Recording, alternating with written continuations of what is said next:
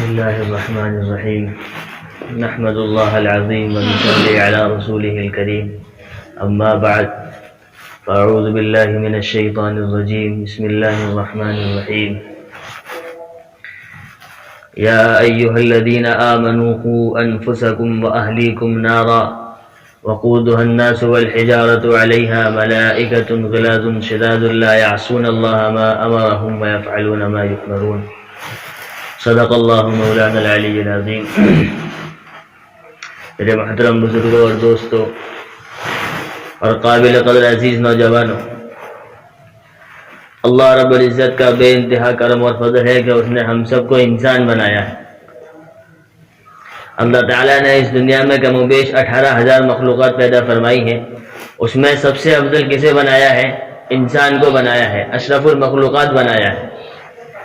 یہ اللہ کا بڑا فضل ہے کہ اس نے ہمیں انسان بنایا، اور دوسرا بڑا فضل کیا ہے کہ اس نے ہمیں انسان کے ساتھ ساتھ مسلمان بھی بنایا ہے، ایمان والا بھی بنایا ہے۔ اس نے اپنے خزانے کی سب سے قیمتی دولت جو دی ہے وہ ہمیں کیا دیا ہے؟ ایمان بھی دیا ہے۔ ہم ایمان والے بھی ہیں، ہم انسان ہیں، لیکن ہم لوگ اس دنیا میں رہ کر ہم ان سارے کاموں کو کرتے ہیں جو ہمیں کرنے چاہیے، اور ان کاموں کو بھی کرتے ہیں جو نہیں کرنے چاہیے۔ یعنی جن کاموں کا اللہ نے ہمیں حکم دیا کہ یہ کام کرنے ہیں، ہم ان کاموں کو بھی کرتے ہیں، اور جن کاموں سے اللہ نے منع کیا ہے، اللہ کے حبیب نے منع کیا ہے کہ یہ کام نہیں کرنے، ہم ان کاموں کو بھی کرتے ہیں۔ یعنی انسان کے اندر ماننا اور نہ ماننا دونوں باتیں ہیں۔ انسان ماننے والا بھی ہے اور نہ ماننے والا بھی ہے، کچھ باتوں پر عمل بھی کرتا ہے، کچھ باتوں پر عمل بھی نہیں کرتا۔ یہ انسان کی صفت ہے۔ انسان دونوں باتوں کو سنتا کرتا بھی ہے، کام کرنے والوں کو کرتا بھی ہے اور نہ کرنے والوں کو نہیں کرتا۔ کہ جس طریقے سے انسان اس دنیا میں رہ کر اپنی قیمتی چیز کو چھپا کر رکھتا ہے، محفوظ کر کے رکھتا ہے تاکہ اسے کوئی چوری نہ کر لے، اسے کوئی لے نہ لے۔ مثال دے کر فرمایا کہ جس طریقے سے ہم سونے کو بہت چھپا کر رکھتے ہیں، سونا بہت قیمتی چیز ہے، بہت قیمتی زیور ہے، سونا ہے، چاندی ہے، بہت قیمتی زیور ہے، بہت قیمتی چیز ہے۔ انسان ان چیزوں کو اپنے گھر کے اندر بہت سنبھال کر، دبکا کر، چوری چھپے مطلب اچھی طریقے سے رکھتا ہے تاکہ کسی کی نظر اس پر نہ پڑے، کوئی اس کو چرا نہ لے۔ ہم ان چیزوں کی تو حفاظت کر لیتے ہیں، لیکن انسان کو چاہیے کہ وہ اپنے بچوں کی بھی اس سونے کی طرح حفاظت کرے، کہ جس طریقے سے ہم گولڈ کی، سونے کی حفاظت کرتے ہیں، اسی طریقے سے ہمیں اپنے بچوں کے بارے میں بھی سوچنا چاہیے، اور اپنے بچوں کی بھی اسی طریقے سے حفاظت کرنی چاہیے جس طریقے سے ہم سونے کی حفاظت کرتے ہیں۔ کہ سونے کے بارے میں تو ہم یہ سوچتے ہیں کہ اسے کوئی لے نہ لے، ہمارے پاس جتنا کم ہے اور زیادہ آتا رہے اور ہمارے پاس رہے۔ اسی طریقے سے ہمیں اپنے بچوں کے بارے میں بھی سوچنا چاہیے، یعنی ہمارے بچے جو ہیں وہ ہمارے لیے قیمتی سرمایہ ہے، وہ ہمارے لیے قیمتی سرمایہ ہے۔ وہ اگر ہم انہیں چاہیں تو اپنے لیے، اگر ہم مرنے کے بعد وہ ہمارے کام آئے تو ہم انہیں ایسا بھی بنا سکتے ہیں، اور مرنے کے بعد وہ ہمارے کام نہ آئے انہیں ایسا بھی بنا سکتے ہیں۔ یعنی انسان کو دنیا میں رہ کر اپنے بچوں کے بارے میں فکر مند ضرور رہنا چاہیے، کیونکہ ہمیں ان کے اوپر ماتحت بنا کر بھیجا گیا ہے۔ ہم ان کے ماتحت ہیں، ہم ان کے ذمہ دار ہیں، ہم ان کے نگراں ہیں۔ کہ جس طریقے سے انسان کو کسی چیز کی حفاظت پر رکھ دیا جائے، یا کسی کمپنی میں یا کسی فیکٹری میں رکھا جائے کہ تمہیں اس چیز کی حفاظت کرنی ہے، تم اس کی تمہیں حفاظت کرنی ہے، تمہیں اس کی نگرانی کرنی ہے، تو ہم اس کو کس طریقے سے حفاظت کرتے ہیں، کس طریقے سے نگرانی کرتے ہیں تاکہ اس کی جو چیز اس میں رکھی گئی ہے وہ چیز چوری نہ ہو جائے، اسے کوئی لے نہ لے۔ اگر کسی نے لے لیا یا چوری ہو گئی تو جو مالک ہے وہ ہم سے سوال کرے گا۔ اسی طریقے سے ہمیں اپنے بچوں کے بارے میں سوچنا چاہیے۔ ہمارے بچے جو ہیں ہم ان کے ماتحت ہیں، ہمیں ان کی حفاظت کرنی ہے، ہمیں ان کی نگرانی کرنی ہے۔ اگر ہم نے ان کی حفاظت نہیں کری، ان کی نگرانی نہیں کری، پھر ہم سے ہمارا مالک بھی سوال کر لے گا، ہم سے ہمارا مالک بھی سوال کر لے گا کہ ہم نے تمہیں اولاد دی تھی، تم نے اپنی اولاد کا جو ہم نے تمہیں جو اولاد دی، تم نے اپنی اولاد کو دینی تعلیم سے کیوں دور رکھا؟ اس دنیا میں رہ کر دنیا میں لگائے رکھا، دینی تعلیم سے دور رکھا، تم نے ان کو ضائع کر دیا، برباد کر دیا۔ اور ہمارا مالک کون ہے؟ اس پوری دنیا کا مالک کون ہے؟ وہ صرف اللہ رب العزت کی ذات ہے۔ یعنی اللہ ہم سے سوال کرے گا ہماری اولاد کے بارے میں، اور کل قیامت کے دن ہماری اولاد ہمارے خلاف گواہی دے دے گی کہ میرا باپ تھا، اس نے مجھے ڈاکٹر تو بنایا، اس نے مجھے انجینئر تو بنایا، اس نے مجھے وکیل تو بنایا، اس نے مجھے بڑا آدمی تو بنایا، لیکن اس نے مجھے ایمان سے بہت دور رکھا۔ اس نے مجھے دین سے بہت دور رکھا، اس نے مجھے قرآنی تعلیمات سے بہت دور رکھا، اس نے نبی کی تعلیمات سے بہت دور رکھا۔ گریبان پکڑ لیں گے ہمارے تو اس وقت ہم کیا کہہ سکتے ہیں اپنے اولاد کے بارے میں؟ اللہ کے سامنے جب وہ ہماری شکایت کریں گے، ہمارے خلاف بولیں گے، وہ اولاد جو دنیا میں رہ کر اپنے ماں باپ کی عزت کرتی ہے، اپنے ماں باپ کو کہیں جھکنے نہیں دیتی، اپنے ماں باپ کے لیے تمام وہ کام کرتی ہے جو ان کے ماں باپ چاہتے ہیں، لیکن کل قیامت کی جب اللہ کے سامنے حاضری ہوگی، اللہ کے سامنے پیش ہونا ہے، تو اس وقت ہم کیا کر سکتے ہیں؟ اس وقت ہماری اولاد ہمارے خلاف گواہی دے گی، جب ہمارے اولاد سے پوچھا جائے گا تم نے دنیا میں کیا کیا، ہم نے تمہیں عمر دی تھی، ہم نے تمہیں علم دیا تھا، تم نے اس چیز کو کہاں خرچ کیا، اپنی عمر کو کہاں خرچ کیا، تمہیں جو مال دیا گیا تو اس پر تم نے کہاں خرچ کیا، کہاں خرچ کرنا چاہیے تھا، کہاں خرچ نہیں کرنا چاہیے، تم نے کہاں پر خرچ کیا اور کہاں نہیں خرچ کیا۔ ان سب چیزوں کے بارے میں جب سوال ہوگا تو پھر وہ اولاد کیا کہے گی کہ جب ہمیں ان چیز سے دور رکھا گیا، ہمیں اس چیز کو نہیں سکھایا گیا، تو پھر ہم اس چیز کو کیسے کر سکتے ہیں؟ جب اسے ڈاکٹر بنایا جائے گا، انجینئر بنایا جائے گا، پروفیسر بنایا جائے گا، بڑا آدمی بنایا جائے گا، تو پھر وہ اسی کے حساب سے کام کرے گا۔ اس کا مطلب یہ نہیں کہ آپ بالکل دنیا داری کو چھوڑ کر دینداری میں لگ جائیں، بلکہ دنیا بھی کمانی لیکن دین کے ساتھ ساتھ کمانی ہے۔ کیسے کمانی ہے؟ دین کے ساتھ ساتھ کمانی ہے۔ صحابہ کے بارے میں کیا آتا ہے؟ صحابہ کہتے تھے کہ جتنی ہم نے دنیا اس دین میں لگ کر کمائی ہے، اگر ہم دین سے دور رہتے تو زندگی بھر اتنی دنیا نہیں کما سکتے جتنی ہم نے دین کے ساتھ دنیا کما لی۔ یعنی دنیا میں ہمیں جو بھیجا گیا، دنیا دارالاسباب ہے، ہم یہاں پر اس بات اختیار نہیں کریں گے تو پھر ہم کھائیں گے کیسے؟ اللہ نے تمہیں دنیا میں بھیجا، اللہ کھلانے والا ہے، اللہ پلانے والا ہے، اللہ خالق ہے، اللہ مالک ہے۔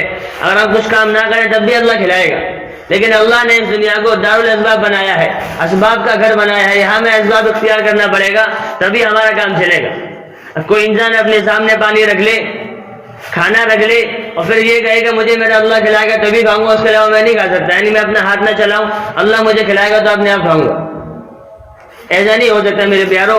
کھانا سامنے رکھا تو اپنے ہاتھ چلانا پڑے گا، اپنے ہاتھ سے روٹی توڑنا پڑے گا، اپنے ہاتھ سے روٹی توڑنی پڑے گی اور اسے کھانا پڑے گا۔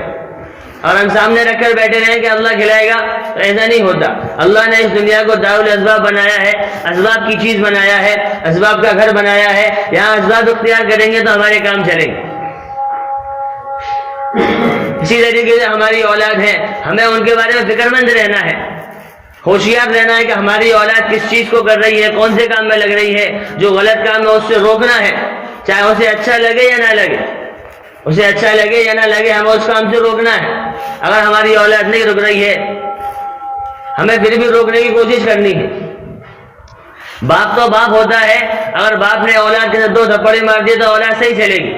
اگر باپ نے ڈھیل دی، ماں نے ڈھیل دی، گھر کی طرف سے جب بچے کو ڈھیل ملتی چلی جاتی ہے تو بچہ بگڑتا چلا جاتا ہے، پھر ماں باپ کے قبضے میں بھی نہیں رہتا، یعنی ماں باپ کچھ کہتے رہتے ہیں وہ سنتا ہی نہیں، پھر ماں باپ شکایت کرتے ہیں کہ ہماری اولاد ہمارے ہاتھ سے نکل گئی، ہماری اولاد ہمارے ہاتھ سے نکل گئی۔ ارے جب کام ہم نے خود ایسے کیے ہیں کہ ہماری اولاد ہمارے ہاتھ سے نکل جائے، پھر افسوس کس بات کا کر رہے ہیں؟ افسوس تو جب کرنا چاہیے جب ہم نے کسی چیز کو اچھی طریقے سے کیا اور پھر وہ غلط ہو جائے۔ اب افسوس ہونا چاہیے کہ ہم نے اس کام کو بڑے اچھے طریقے سے کیا تھا، ہم نے اپنی اولاد کو اچھی تعلیم دی تھی، اچھی تربیت دی تھی، اچھی طریقے سے سنبھال کر رکھا تھا، لیکن یہ پھر بھی بگڑ گئی۔ اس وقت افسوس کرنا اچھا بھی لگے گا کہ ہمارا ساری محنت، سارا کام، سارا دھندا جو ساری اور پیسہ کمایا تھا ہم نے اپنی اولاد کے اوپر لگایا اور لیکن ہماری اولاد پھر بھی بگڑ گئی۔ اس وقت افسوس کریں گے تو اچھا لگے، لیکن ہم افسوس کس چیز پر کرتے ہیں؟ پہلے تو دھیان دیتے نہیں ہیں اپنی اولاد پر۔ بچہ فجر کی نماز نہیں پڑھے کوئی پرواہ نہیں ہوتی، ظہر کی نماز نہیں پڑھے کوئی پرواہ نہیں ہے، عصر کی نہیں پڑھے کوئی پرواہ نہیں، ساری نمازیں چھوڑتا چلا جائے کوئی پرواہ نہیں ہوتی۔ لیکن اگر بچہ اسکول نہ جائے تو باپ سخت غصہ کرتا ہے کہ اسکول کیوں نہیں گیا، اسکول کیوں نہیں گیا۔ اگر اولاد جو دنیا کا کام کر رہی ہے اس دنیا کا کام کو نہ کرے تو سخت غصہ کرتے ہیں گھر والے کہ تم نے یہ کام کیوں نہیں کیا۔ یعنی دین میں اگر کمی کر دے، دین کا نقصان ہو جائے کوئی پرواہ نہیں ہوتی، نماز چھوٹ گئی کوئی بات نہیں، روزہ چھوٹ گیا کوئی بات نہیں، قرآن نہیں پڑھ رہا کوئی بات نہیں، ان چیزوں پر کوئی بات نہیں، کوئی تعلیم پر دھیان ہی نہیں ہے، بلکہ دین کا کام اگر آتا ہے، اگر دین کے کام میں نقصان ہو جائے تو کوئی بات نہیں، اگر دنیا کا کام آ جائے اس میں نقصان ہو جائے تو پھر سب کے سب غصہ دکھاتے ہیں، مارتے بھی ہیں، ڈانٹتے بھی ہیں، چلاتے بھی ہیں کہ تم نے یہ کام ایسا کیوں کیا، ایسا نہیں کرنا چاہیے تھا، تم اسکول کیوں نہیں گئے، تم ٹیوشن پڑھنے کیوں نہیں گئے۔ اس چیز میں تو ہم غصہ کرتے ہیں، لیکن میرے پیاروں اگر ہم نے اپنی اولاد کو دین سے بہت دور رکھا، دین سے دور رکھا، تو کل جب ہم اس دنیا سے چلے جائیں گے تو ہمارے لیے کوئی قرآن پڑھنے والا بھی نہیں ہوگا۔ اگر ہم نے اپنی اولاد کو دین سے دور رکھا تو ہمارے لیے کوئی دعا مانگنے والا بھی نہیں ہوگا۔ اگر ہم نے اپنی اولاد کو دین سے دور رکھا تو ہماری قبروں پر آنے والا بھی کوئی نہیں ہوگا کہ اپنے باپ کی قبر پر چلے جائیں، سورت پڑھ کر کچھ دم کر دیں، سورت پڑھ کر کچھ ثواب پہنچا دیں اپنے باپ کو تاکہ عذاب میں کچھ کمی ہو جائے۔ جب ہم نے اپنی اولاد کو وہ چیز سکھائی نہیں ہے تو پھر وہ کیسے کرے گا؟ یہ اولاد ہماری قیمتی سرمایہ ہے۔ جس طریقے سے ہم سونے کو حفاظت سے رکھتے ہیں، گولڈ کو سنبھال کر رکھتے ہیں تو کوئی چوری نہ کر لے، ہمارے لیے بہت قیمتی چیز ہے، آگے بہت کام آنے والی چیز ہے۔ اسی طریقے سے ہماری اولاد بھی ہمارے لیے بہت قیمتی چیز ہے، سونے سے بھی زیادہ قیمتی چیز ہے۔ اگر ہم نے اپنی اولاد کو یوں ہی چھوڑ دیا، یوں ہی برباد کر دیا تو پھر میرے پیاروں ہم سے اس کے بارے میں سوال ضرور کیا جائے گا۔ سوال کرنا وہ تو آخرت کا کام ہے، دنیا میں بھی ہم پھر افسوس کرتے رہیں گے۔ ہم اس دنیا سے چلے جائیں گے، کوئی قرآن پڑھنے والا ہمارے لیے نہیں ہوگا، کوئی قرآن پڑھ کر ہمارے لیے ثواب پہنچا دے، کوئی دعا کر دے ہمارے لیے، کوئی مغفرت کی دعا کر دے، ایسا کچھ بھی نہیں ہو سکتا۔ جس طریقے سے اولاد کو دنیا میں رکھا گیا وہ پھر اپنی اولاد کو بھی دنیا میں رکھی چلی جائے گی۔ اس لیے اپنی اولاد کے بارے میں ضرور فکر مند ہو، ضرور فکر مند ہو کہ ہماری اولاد کس رستے پر چل رہی ہے اور اسے کس رستے پر چلنا چاہیے۔ اس کے لیے پہلے ماں باپ کو خود اس لائن میں آنا پڑتا ہے۔ کہتے ہیں کہ بچہ وہ نہیں کرتا جو باپ کرتا ہے، جو باپ کہتا ہے، بلکہ بچہ وہ کرتا ہے جو باپ کرتا ہے۔ اگر ہم نماز پڑھیں گے تو ہماری اولاد بھی ہمیں دیکھ کر نماز پڑھنے والی بنے گی، ہم قرآن پڑھیں گے تو ہماری اولاد بھی ہمیں دیکھ کر قرآن پڑھنے والی بنے گی۔ اگر ہم نے ان چیزوں سے دور رکھا، ہم موبائل دیکھ رہے ہیں تو ہم اپنی اولاد کو منع نہیں کر سکتے کہ تم موبائل مت دیکھو، وہ خود یہ جواب دے سکتے کہ تم بھی تو دیکھ رہے ہو، تم خود بند کر دو تو ہم بھی نہیں دیکھیں گے۔ پہلے اپنے آپ پر کنٹرول کرنا پڑتا ہے، اپنے آپ کو قابو میں رکھنا پڑتا ہے، اس کے بعد ہماری اولاد ہمارے کنٹرول میں رہتی۔ اس لیے ہم اپنی اولاد کے بارے میں ضرور فکر مند ہو، ضرور فکر مند ہو۔ اگر ہم اپنی اولاد کو دینی تعلیم سے دور رکھیں گے تو پھر ہمارا نقصان دنیا میں بھی نقصان ہے اور آخرت میں بھی نقصان ہے۔ اس لیے اپنی اولاد کو دنیا کے ساتھ ساتھ دین کی تعلیم بھی ضرور دیں، دین کی تعلیم بھی ضرور دیں۔ مدرسوں میں پڑھائیں، مسجدوں میں بھیجیں، کہیں بھی بھیجیں، دینی تعلیم کا ہونا بہت ضروری ہے۔ جب دنیا کما رہا ہے، دنیا کی پڑھائی کر رہا ہے تو پھر ساتھ میں کیا ہونا چاہیے؟ دین کی تعلیم بھی بہت ضروری ہے۔ دین کی تعلیم ہوگی تو پھر ہمارے لیے دنیا میں بھی آسانی ہوگی، تو قیامت کے دن بھی آسانی ہوگی۔ یعنی ہم اللہ کے سامنے یہ کہہ سکتے ہیں کہ ہم نے اپنی اولاد کو دین میں بھی رکھا تھا اور دنیا میں بھی رکھا تھا۔ کریں گے انشاءاللہ۔ اللہ تعالیٰ ہم سب کو سنت نہ پڑھی وہ سنت